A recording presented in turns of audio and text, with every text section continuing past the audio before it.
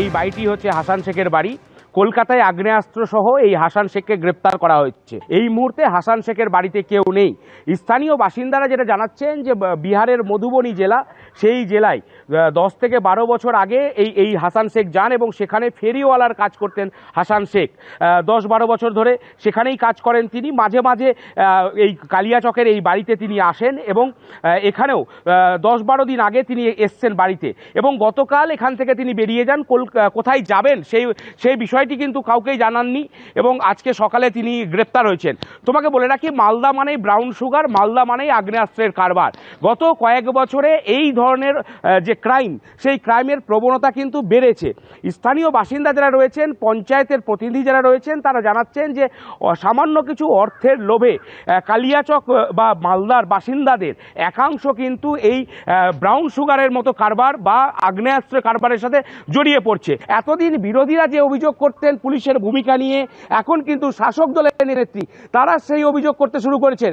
তুমি জানো, তৃণমূলের কর্মী সভা, সেই কর্মী সভা থেকে রাজ্যের মন্ত্রী সাবিনা ইয়াসমিন তিনি পুলিশের ভূমিকার সমালোচনা করেছিলেন। স্বাভাবিকভাবে এখন কিন্তু বিরোধীদের পাশাপাশি শাসক দলের নেতা নেত্রী তারাও কিন্তু এই যে ঘটনাগুলো ঘটছে সেই ঘটনা নিয়ে, আইন শৃঙ্খলা পরিস্থিতি নিয়ে প্রশ্ন তুলতে আরম্ভ করেছেন। এবং একেবারেই আপনারা জানেন, গতকাল তৃণমূল বিধায়ক সাবিত্রী মিত্র প্রশ্ন তুলেছিলেন যে অস্ত্র আছে মালদায়, যে অস্ত্র ভান্ডার, তা পুলিশ একদিনে রেড করে উদ্ধার করতে পারবে না। আর এই অস্ত্র উদ্ধারে বারবার সেই প্রশ্নই উঠে যাচ্ছে, বিহার থেকে এত অস্ত্র বাংলায় কোথায় কোথায় পাচারের চক্কসা হয়েছিল। কি বলেছেন প্রাক্তন পুলিশ কর্তা অনিল জানা, দেখুন। স্টেপ ভালো কাজই করেছে। আর বিহার থেকে আর্মস আসার কথা বলছে, এগুলো নতুন কিছু না। এগুলো আগে মুঙ্গের থেকে প্রচুর আসতো, ট্রেনে করে আসতো। ট্রেনে কড়াকড়ি হবার পরে মাঝখানে সব বন্ধ হয়ে গিয়েছিল। আজকে ভালো কাজ করেছে, ধরেছে। বিহার থেকে আসলে হয় শিয়ালদায় আসবে, নাহলে হাওড়ায় আসবে। এই আর্মস যা আসছে, আর্মসগুলো কারা ব্যবহার করছে।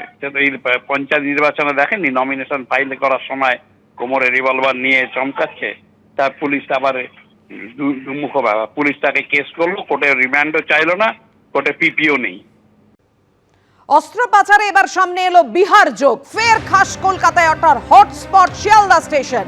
ভোরবেলায় ভাটে বাজারে এক্সপ্রেস থেকে নামতেই অস্ত্র সমেত এক ব্যক্তিকে গ্রেফতার করলো পুলিশ। ধৃত হাসান শেখ মালদার কালিয়াচকের বাসিন্দা। তার কাছ থেকে কি উদ্ধার করলো পুলিশ? 4টি 7mm পিস্তল আর 2টি 1 শাটার, এমনকি 8 রাউন্ড গুলিও বাজেয়াপ্ত করা হয়েছে।